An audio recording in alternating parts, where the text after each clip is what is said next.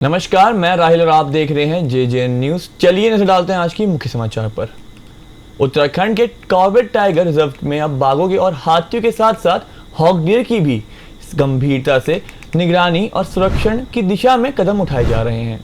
आपको बता दें, पार्क प्रशासन ने हॉक डियर की संख्या की गणना शुरू कर दी है, जो 24 मई तक चलेगी। इस गणना से न सिर्फ हॉक डियर की वर्तमान संख्या का सही अनुमान लगाया जाएगा, बल्कि उनके संरक्षण को लेकर नई रणनीति भी तैयार की जा सकेगी।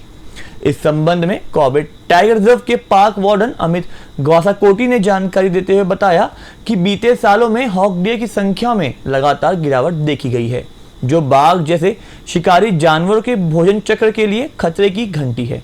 उन्होंने बताया कि हॉक डियर जैव विविधता की उस महत्वपूर्ण कड़ी का हिस्सा है जो शिकारियों और शाकाहारियों के बीच संतुलन बनाए रखती है, लेकिन उनकी संख्या में गिरावट से ये पूरा पारिस्थितिकी तंत्र प्रभावित हो सकता है।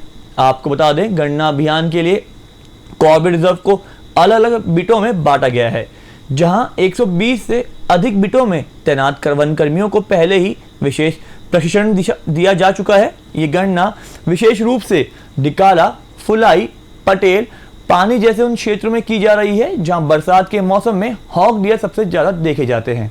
बता दें, हॉक डियर आमतौर पर दलदली और घास के मैदानों में रहना पसंद करते हैं, लेकिन इन इलाकों में लगातार हो रहे बदलावों से इनके आवास को प्रभावित किया गया है। आपको बता दें, हॉक डियर जो हिरण की एक छोटी प्रजाति है, कभी कॉर्बेट पार्क में बड़ी संख्या में पाई जाती थी।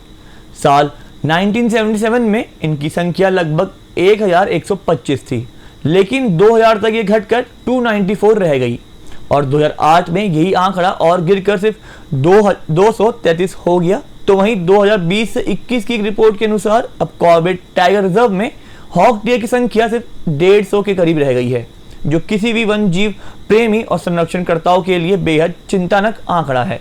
इसके साथ ही हॉक डियर को गिरती संख्या पर चिंता व्यक्त करते हुए WWF और कॉर्बेट फाउंडेशन ने संयुक्त रूप से एक रिसर्च प्रोजेक्ट शुरू किया था, जो अब भी जारी है। ये गणना अभियान उस अध्ययन का एक महत्वपूर्ण हिस्सा है, जिसका उद्देश्य सिर्फ संख्या ज्ञात करना नहीं, बल्कि इस गिरावट के मुख्य कारणों को समझना और रोकथाम की योजना बनाना भी है। आपको बता दें, गिरती संख्या की बड़ी वजह प्राकृतिक आवासों में हो रहा लगातार बदलाव है। दलदली इलाकों का सूखना, घास के मैदानों का कटाव और मानव गतिविधियों में वृद्धि ने हॉक डियर की जीवन शैली और प्रजनन चक्र को गहरा प्रभावित किया है। तो वहीं कॉर्बेट पार्क में हर साल लाखों पर्यटक जंगल सफारी के लिए आते हैं, जिससे मानव दबाव और पर्यावरणीय असंतुलन की स्थिति बन जाती है। जानकारी के मुताबिक कॉर्बेट टाइगर रिजर्व को बाघों की उच्च घनत्व वाली आबादी के लिए दुनिया भर में पहचान मिलती है। बता दें, बाघ, हाथी, गुलदार, भालू और सैकड़ों पक्षी प्रजातियों की मौजूदगी इसे अद्वितीय बनाती है।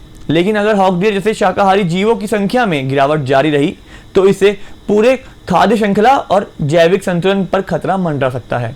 तो वहीं इस संबंध में जानकारी देते हुए अमित गवासाकोटी ने बताया कि हॉक डियर की गिरती संख्या चकाई चिंता का विषय है। ये गणना उनके संरक्षण की दिशा में पहला ठोस कदम है, ताकि हम इनके अस्तित्व को बचा सकें और पारिस्थितिकीय संतुलन को बनाए रख सकें। तो वहीं कॉर्बेट प्रशासन की ये पहल एक सजग और वैज्ञानिक दृष्टिकोण का संकेत है, जहां इस गणना के नतीजे सिर्फ हॉक डियर के संरक्षण तक सीमित नहीं रहेंगे, बल्कि ये पूरे पार्क के वन्यजीव संतुलन और पर्यावरणीय नीति निर्माण के लिए मील का पत्थर साबित हो सकते हैं।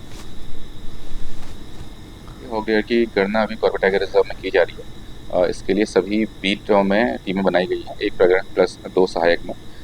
तो अभी एक दिन 22 तारीख को हुआ है, 23 को भी होना है। 22 से 24 तारीख तक गणना की जानी है। 24 तारीख के बाद जो भी डेटा कंपाइल होगा, इसको chief wild life warden sir के थ्रू इसको फिर रिलीज़ किया जाएगा बाद में।